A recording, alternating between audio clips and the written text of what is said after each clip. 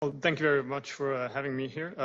We'll switch a bit of gears after this excellent talk by Brian, and I'd like to focus a bit on the cardiovascular section of it, and I apologize if a lot of this is going to be a repetition because some of it has been mentioned in previous talks, and this sort of lead you to some common scenarios, and then also a bit of the literature and what we know and feel the evidence is behind what we do right now in the antiplatelet theater. And I want to start by a case here. And basically, it's a fairly common scenario that I see over and over again. 55-year-old gentleman who has had some chest pain, so he underwent a cardiac stress test, which basically was abnormal, and subsequently started having more chest pain that was consistent with unstable angina. Patient gets admitted to the hospital and is being prepared for heart catheterization the next day to delineate the coronary anatomy, which presumably is causing his symptoms. He gets administered a loading dose of clopidogrel, standard loading dose, 300 milligrams, and then gets the cath, which shows a single vessel disease, high degree proximal left anterior descending artery stenosis, which is stented with a drug-eluting stent at that time. So the patient has a history of MI in the family, and in specific, he has a brother that passed away suddenly a month after he got a coronary stent. And in this scenario, just for some of you who are not that familiar with the circumstances, what we consider to be potentially a probable case of acute stent thrombosis. It's a feared complication of coronary stenting where you have a sudden thrombotic occlusion of a recently placed stent. That risk is highest in the first month after a stent and then sort of decreases gradually afterwards as it's endothelialized. And it has a high fatality rate, up to 15 to 30% of patients who suffer this die before we can help them. So his brother had presumably a stent thrombosis. We don't really know, but the patients heard about clopidogrel resistance, and he's sort of worried about it and wants some assurance that the same thing is not going to happen to him. So what are our laboratory methods that, essentially the question is, what are the laboratory methods that can be used to screen for clopidogrel non-response in a patient who is being prescribed clopidogrel after coronary stenting? So number one, run a platelet function assay. Number two, CYP2C19 genotyping. Number three, do a standardized bleeding time by a skin prick. Measure a thrombin time, or number 5, 1, and 2. So I hope this shouldn't be too hard.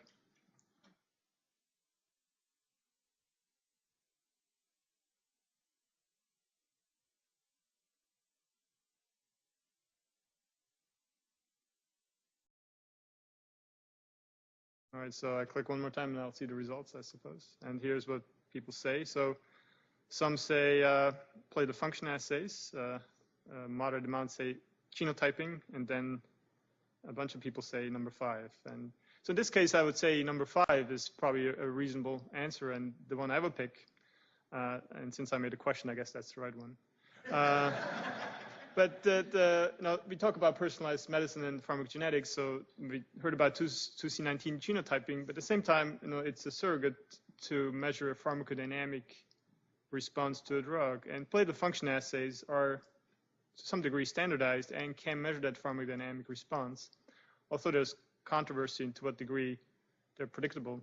But both these methods are available in our current environment. So again, apologize for some of this is repetition here, but the pharmacokinetics of clopidogrel, as you know, prodrug gets absorbed and then needs the hepatic activation, which only about 15% of the parent drug becomes the active thiol metabolite that then binds irreversibly to the P2Y12 receptor on platelets, which in turn prevents platelets incompletely from being activated under activation circumstances and prevents aggregation, although not completely, by reducing GP2B3 receptor activation. But a big portion of the drug is inactivated before it has a chance to be metabolized into the active isoforms. And it's almost 10 years now since we've sort of learned about the response variation to clopidogrel, looking at the pharmacodynamics of the amount of platelet inhibition you get. And this is sort of the aggregation change basically before and after you get the patient clopidogrel. And everything to the left of this line here are patients who did not have a measurable inhibition after receiving a standard 300 milligram loading dose. And for a long time, it's been controversial to what degree these patients are at risks and where this cutoff, where you sort of lack the response of the protection from with clopidogrel, and where does the bleeding risk set in. And we've learned over the years now that there is a risk associated with these non-response finding, although it's not uniform, and it probably depends on the clinical subset and the circumstance why you give a patient clopidogrel. In terms of the genome-wide association study has been mentioned before, only one GWAS study has been done so far for clopidogrel, which in the discovery cohort was a very homogeneous Amish population, and then the finding was then confirmed in the coronary disease population of mixed ethnicity. And the only cluster that really stood out was surrounding the 2C19 focus. There's some more rare polymorphisms that have been described are associated now with an increased response to clopidogrel rather than lack of response. But in terms of the non-response, this is pretty much still the only significant SNP that we know. Again, repetition, but again, wild type in STAR2 is STAR1, the 2C19 genotypes. STAR2 decreased function is more prevalent in Asians and to some degree Africans than in Caucasians.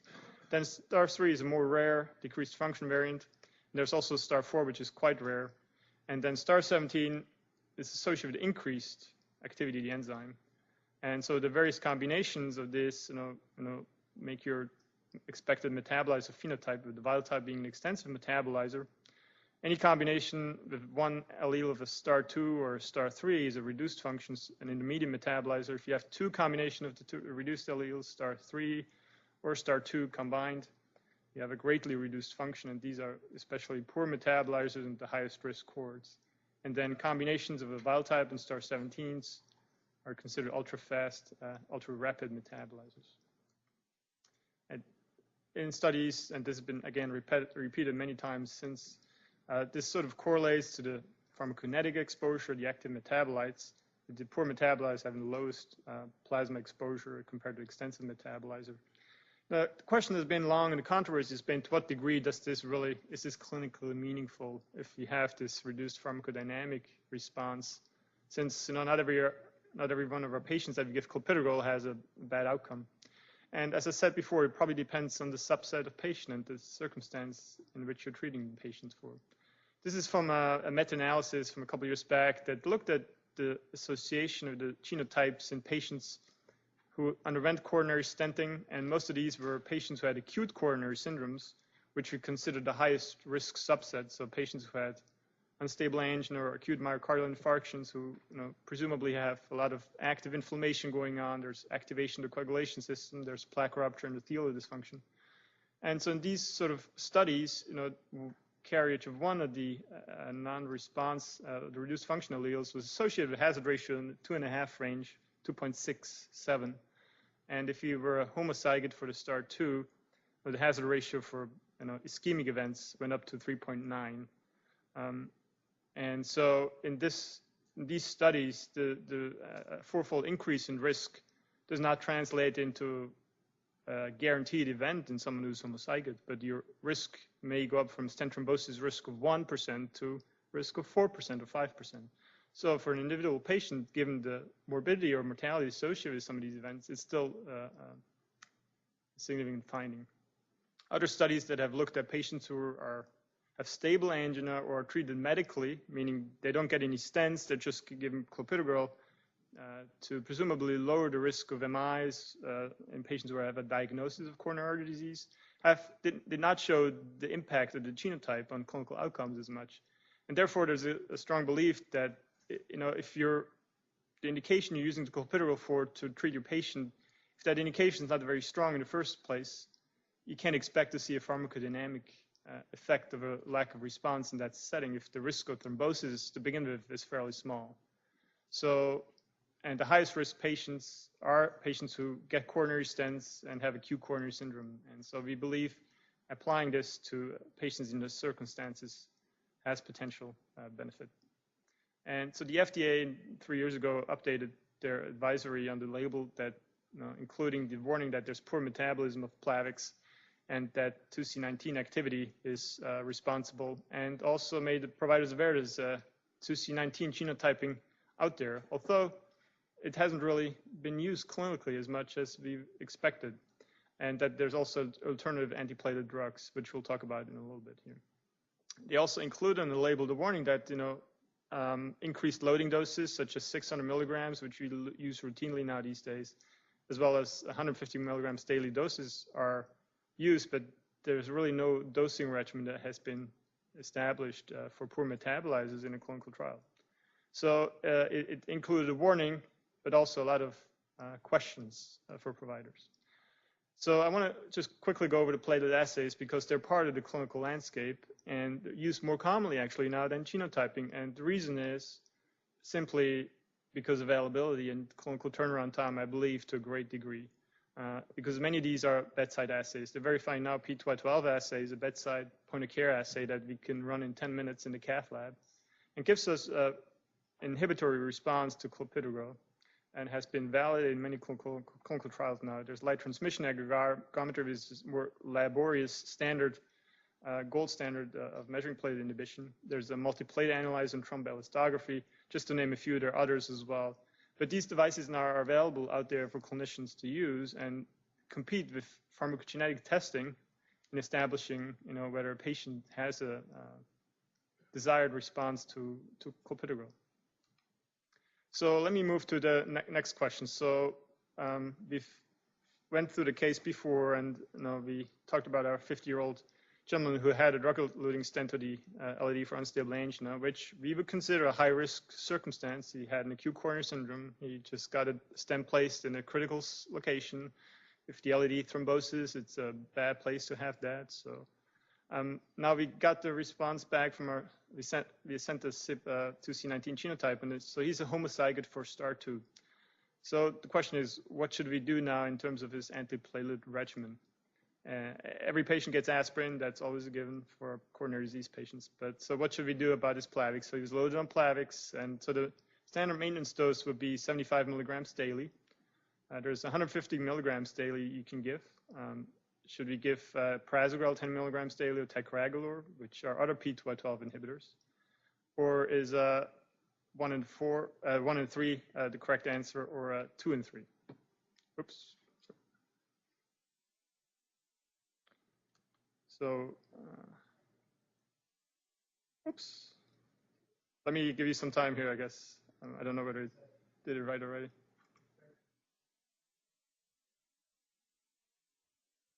So, reset.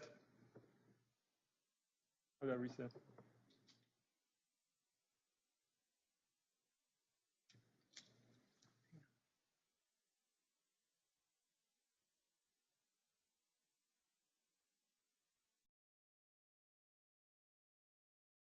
You know the answer anyway, well, so answer. it's an easy one. Yeah, one click. I guess you have to push again now for everyone who already pushed.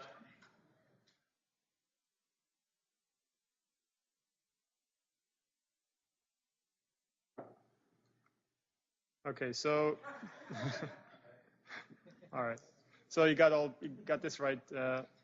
So clopidogrel wouldn't be the appropriate answer. For a long time, we thought, well, it may just be fine to increase clopidogrel dose, but there's more to that, and let's talk about that in a little bit. And we'll talk a bit about these newer agents that are out there that we use routinely now, but come with some costs. So prasugrel is it's been around now for a number of years. It's also a P2Y12 inhibitor. It does require activation, but does not have a dead-end pathway like clopidogrel, and so it's a much more potent drug and more predictable. And in terms of the 2C19 genotype effect, although it also requires hepatic activation, including some contribution from 2C19, it's not subject to the lack of response. And so in clopidogrel, these are carriers of reduced functional alleles. They have less platelet inhibition.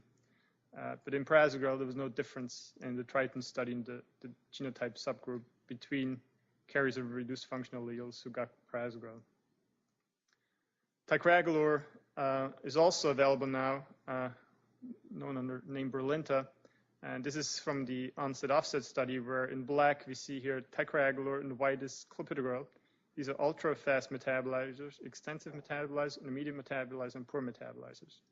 And this is the amount of platelet aggregation on treatment. So the higher this is, the less inhibition, so non-response. And you see ticagrelor is more potent, And across the genotype, ticagrelor doesn't really have any difference in the pharmacodynamics as compared to clopidogrel. As you go to the intermediate and poor metabolizers, you see an increase in clopidogrel non-response.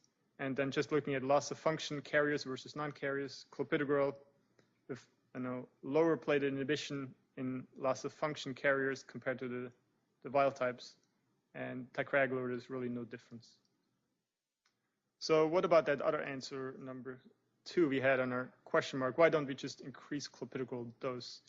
And we've learned that that may not be the right thing to do for the homozygote. This is a very nice study that was done by Mega's group, where patients were genotyped and then were given exceeding doses of clopidogrel maintenance dose, and compared the response that you get with platelet inhibition measurement according to genotype. And here we see the wild type individuals with VAS PRI as a measure of platelet aggregation. So the higher this is, the less inhibition you have. These are normal standard dose treatment doses. With a double dose, you decrease platelet aggregation, you increase inhibition in wild type individuals. As we move to the heterozygotes, you see they're at the higher level to start out. As we go in doses, you probably need a triple-fold maintenance dose, the 225 milligram dose per day, to reach a level that's comparable to a wild type individual on maintenance of 75 milligrams a day. Then as we move over to the STAR2 homozygotes, which start at much higher levels, obviously, in the standard dose, but even as you go to 300 milligram dose, a 4-fold increase in maintenance dose, you never achieve the amount of inhibition that a wild type individual has at the beginning. So if you have someone who's a STAR2 homozygote, assumingly has a good indication for the P2Y12 inhibitor and is high risk based on the coronary anatomy, the stent placement, acute coronary syndrome, it's probably not the right thing to keep that patient on clopidogrel unless there's contraindication to the more potent and more novel P2Y12 inhibitors. The STAR2 heterozygotes, there's debate, and again, it depends on the risk of the patient, both for the bleeding complications associated with more potent drugs, as well as the ischemic risk in the first place, whether you should increase the dose of clopidogrel to a double dose or stay on the standard dose of clopidogrel or move over to one of the novel antiplatelet agents. But for the non-carriers, as far as the guidelines are concerned, you can probably keep that patients on clopidogrel. Just an overview again about the differences in the metabolism of these drugs and the differences. Clopidogrel, as we said, prodrug, requires a two-step activation, first by CYP1A2, then 2B6, 2C19, and then a second step, 2C19, 3A4, and 2B6, and is an irreversible P2Y12 inhibitor. Prasugrel, again, needs activation, but the first step is non-specific hydrolysis by esterases, and then only the second step is hepatic oxidation by various isoenzymes. It's very less vulnerable to the pharmacogenetic differences in these enzymes, and is also an irreversible inhibitor. And then finally, ticagrelor, which is not a prodrug, the parent drug is active, does not require a transformation, and binds reversibly to the P2Y12 receptor, and is therapeutically active and probably the least subjective to any drug-drug interactions and pharmacogenetic abnormalities. So I'd like to stop here after this sort of quick case-based series here, and be happy to take some questions. So in clinical practice now, we haven't seen double dosing of clopidogrel, and so with other agents, besides the cost implication, now is there a reason to actually use clopidogrel? I think for a long time, obviously clopidogrel was the only thing we had. There's data from one trial where double dose 150 milligrams clopidogrel a day was used for a week in the OASIS 7 trial compared to just standard dose. So there's some clinical data that you can do this in a clinical bigger cohort of patients and not have any harm. In reality, as you mentioned, now if you do run into a situation that someone's a non-responder to clopidogrel, either by genotyping or by platelet assay tests, we usually switch around to the more novel agents. The reality is, though, that now with clopidogrel being generic, it's a big problem for many of our patients. And before, when clopidogrel was still patent protected. It was almost the same cost. It didn't even matter much whether you use prasugrel, ticagrelor compared to clopidogrel. But now clopidogrel is $20 for a 3-month supply. So for many of our patients, it's a problem. Especially if their insurance companies don't pay for the more potent agents. So yes, it is sometimes still just because of financial circumstances that we do stay on clopidogrel. And I think having the personalized selection does help sometimes and assures patients and clinicians that that's okay. You don't need necessarily the expensive, more potent drug, which has bleeding complications and someone who has stable CAD and is a responder to clopidogrel. So. How fast do you need the turn optimally in your fantasy of all fantasies? How fast would it be, and what could you tolerate?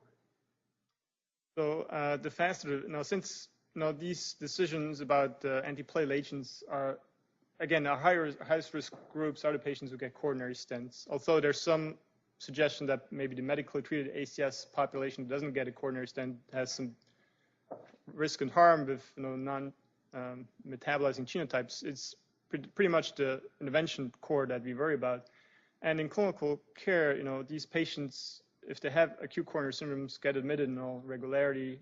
If they're outpatients, they come in for a procedure that is a potentially outpatient procedure or 24-hour hospital stay. So we generally have a 24-hour window where we see these patients in a hospital setting before they're released with a prescription in hand to go check in at the pharmacy. So ideally, we want to have this information by the time the patient leaves the hospital. Anything that happens afterwards is just logistically a nightmare because they would have gone to the pharmacy already and picked up a script one way or the other, and then changing that later is always difficult. So, and that's really the requirement and also the risk of thrombosis decreases every day that they're out of the hospital and after the event. So if the result doesn't come back or you don't check it until a month after the stent's already placed, much of the risk has already passed. So the way I would interpret what you said is 24 hours. Is that that'd be ideal, yes. Yeah.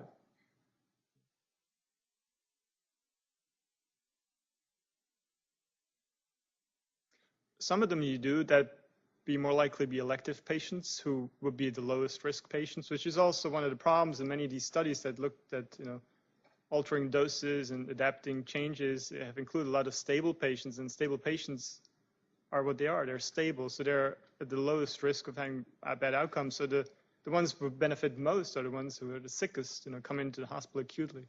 So we hope to include everyone, but if you just have the ones that we see ahead of time, and it may not be the highest risk cohort that benefits much. So we really should include everyone, and that includes a lot of the patients who come in emergently to the hospital and get coronary catheterizations done within a day or two of their admission. So those are the cohorts we deal with. Yeah. And how accurate is it? Verify if it just looks at platelet aggregations. The outcome data is fairly good, and it's been established in many more cohorts actually than genotyping now, and it's fairly solid in terms of knowing that you are a non-responder based on the pharmacodynamic response, that your risk increases several folds in the probably 2.3-fold range, depending on which cutoffs are used. The problem is that platelet aggregation is influenced not only by the genotype and the active thiol metabolite level, but there's also clinical things that go into it, such as whether there's active coagulation, platelet activation because of plaque rupture, diabetes, all these other factors, clinical factors come into that as well. So the question is always to what degree is this also biased by that finding, but it's a very solid data that we know the association of the risk with high platelet aggregation is there. The question is always to what degree can be modified by switching to the more potent agents, and that's where a lot of the controversy still is. But we know from the pharmacodynamic data and pharmacokinetic data that there's a risk probably associated with having a lack of active clopidogrel response. So we do feel it's a risk worth modifying. That wasn't too complicated. Yeah, yeah.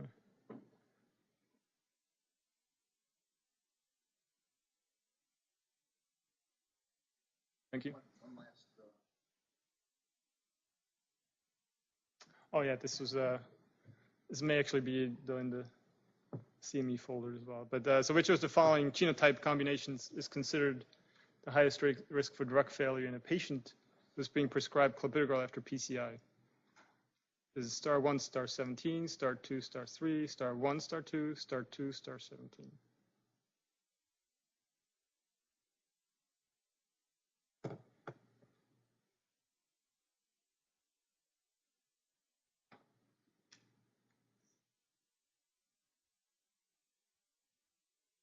Okay, so yeah, it's star 2, star 3, both are reduced function alleles. And the star 2, star 17, the hyperactive variant of it would be, still fall into intermediate metabolizer category, versus this is the poor metabolizer status. So, okay. It's also quite rare. So we do, it's usually included in the panels, but it's less than 1%. We have a couple hundred patients in our own cohort. I had no patient who had the star 3 so far, but it's generally in the 1% range. Rolf, star 3 is the Asian variant. Star 3 is the Asian variant. Oh, the Asian variant, yeah. I was going to say, you see it in different populations, the star 2, star 3s, like when I did my study, it was in, I had 15 patients and they were Asian. I had, a star 3, but no star 17s, but you see about 20% of the star 17s in Caucasians. So I actually had a star 2, star 17 in that population, actually. But the Midwest population, is quite rare, so